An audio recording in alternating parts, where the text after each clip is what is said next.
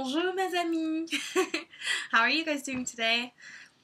Yes, I feel like French today. I don't know why, but I just like it. See my pretty hair? I don't know why, it just makes me think of baguettes and lattes.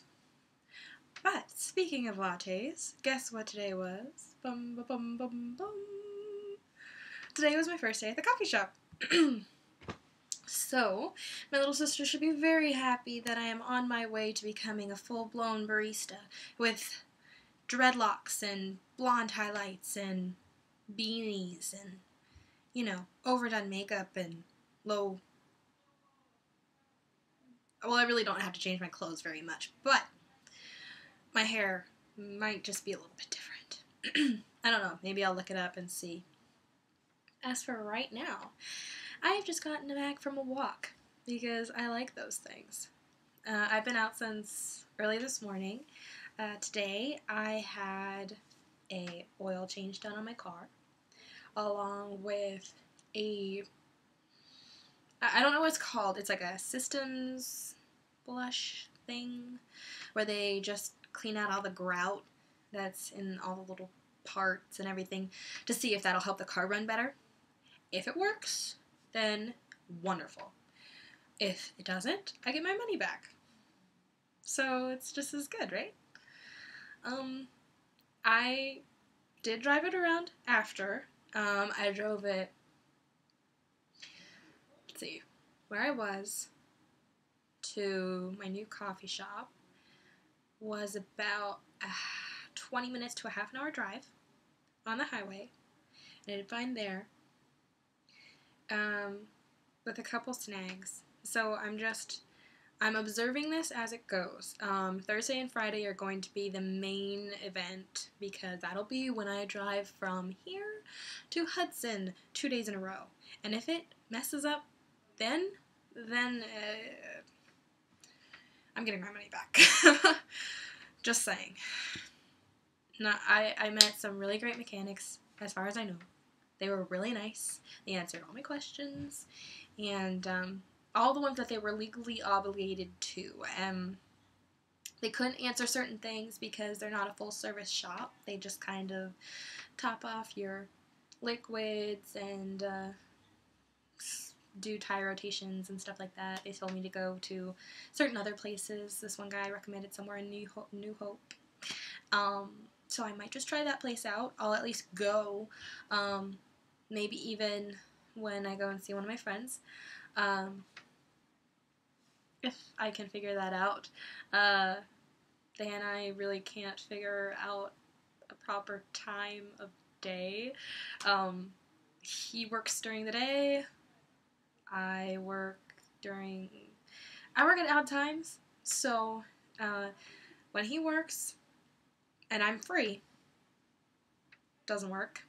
When he's free and I work, doesn't work. Can't hang out at night. Can't hang out early morning because that's like blah. So we'll figure something out. But it was really cool hearing from him. Let's see. What else is going on? I met somebody for breakfast today. Somebody from my church. And, well, for coffee. We didn't eat. I didn't have dinner, and I didn't have any food until dinner today.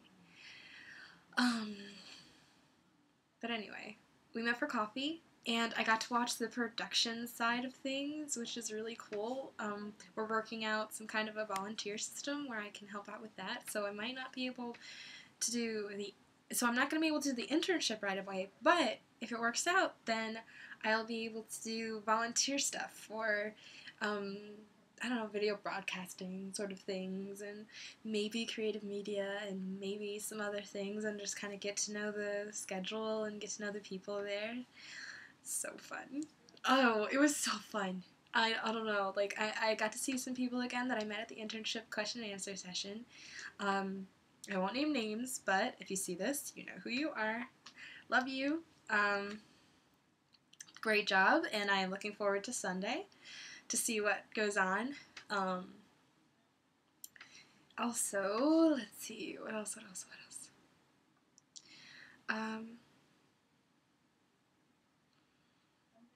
Some friends of mine are having a hard time right now. I'm not gonna say what. Just a shout out to them if they see this. Um, I came home and had a walk with my landlord, and we took the dog on a walk. It was really short because it's hot and it's a long-haired dog, and but it was a nice chance to just spend time with people. Tonight, actually, we're having a friend come over, and there is actually somebody downstairs right now that has been here, I don't know how long exactly, but we're having some friends come over tonight, and hopefully that'll be nice for them, just to kind of, sometimes when you go through hard things, you want people around you, and sometimes you just want to spend time by yourself or have people acknowledge your pain. So hopefully I can be of some kind of assistance. Talking about loss today. I'm not going to talk about this too much because, well, no doubt it's a hard subject. And I really haven't experienced it like a lot of people. I've lost certain family members when I was very little. My great-grandmother died, and we drove from Tampa, Florida, all the way up to, I believe, Sioux City, Iowa. If I'm wrong, somebody's going to correct me in the comments. I tried to stay up the entire time because I'd never been on that long of a road trip, and I loved it. We arrived the day of the funeral. They were older, so it's not like it was before their time or anything like that. But I felt so horrible because somebody decided to put this little kid, younger than 10, it was either 7 or 9, in the front row with her little sister while they were doing like the eulogy and stuff.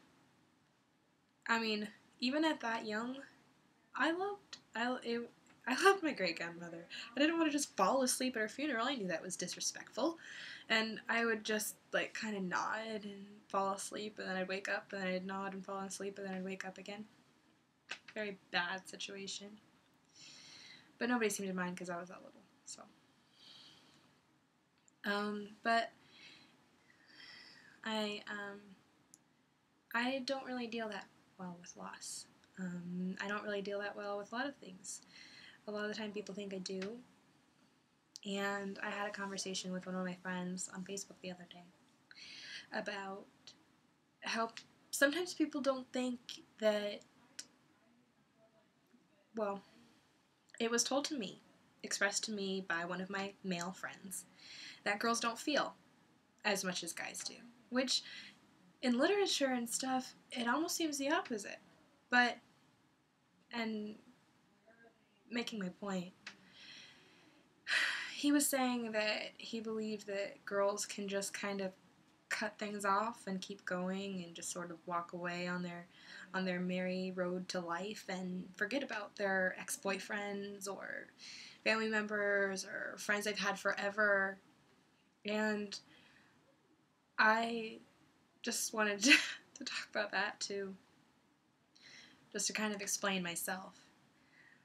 I have had pain in my life that I didn't know how to deal with. And right now, I guess sometimes I don't know how to deal with it still, because I did have a big family, and at a certain time, in certain parts of my life, we had a lot of pain going around. So I didn't want to talk about things that made me sad. I didn't want to cry at night. I didn't want to... I didn't have a shoulder I felt I could cry on. The people that I would talk to would usually throw my problems back in my face. So I didn't have anybody. So I just didn't want to deal with it. And I would just move on and push forward and keep going and, whatever. When it came to pain, a friend of mine, not much older than me, died. I say not much older, within 10 years. And Heath Ledger had died like a month before, something like that, if that gives you kind of an idea. And I love that guy. and that made me sad. And I was making dinner, and my mom comes in the room, and she tells me, your friend died.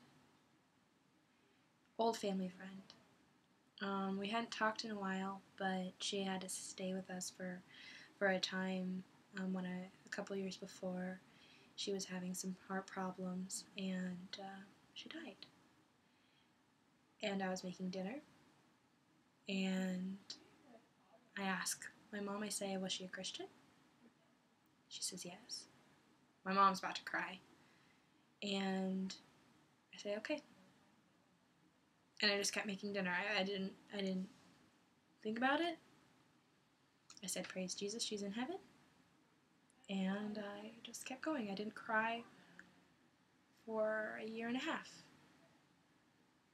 I specifically cried about it a year and a half later. And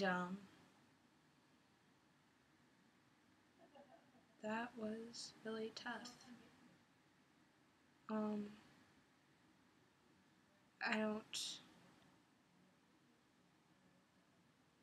There's just, going back to what I said about my male friend thinking that girls can just cut things off. That was learned for me. Like I said, I didn't want to feel those things. I wanted to compartmentalize. And so, whether or not guys and girls have more feelings than each other, I believe that girls have a certain sense of duty when it comes to emotion, or certain people. I know that when, such as doctors, let's use them.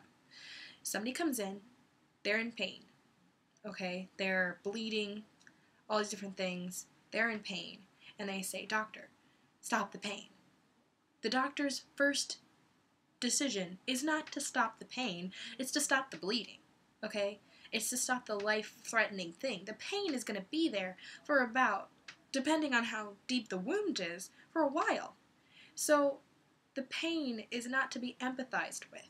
The pain is to be forgotten about for the time being, and the blood is to be stopped flowing. And when I think about girls and emotions, or me and emotions, it's stop the wound from bleeding, stop it from being life-threatening, and then, deal with it in your own time. And that doesn't, I don't know if that helps at all. I don't know if that makes any sense. I don't know if you still, if you think I'm heartless for that. I am reconnecting with my emotions more, but it's not a pretty sight, my friend. Not a pretty sight. Like I said, I think sometimes you have to compartmentalize. Yes, as I said in an earlier episode, you have to let, you have to let it wash over you at a certain point. You have to let that pain, those horrible things kind of surge through you so that you can be passionate about stopping them again or helping someone else. But sometimes you just have to clean the wound, sew it up, and forget about the pain for as long as possible. So, I love you guys, whether or not you think I show it. And no matter how much I cry, I do care.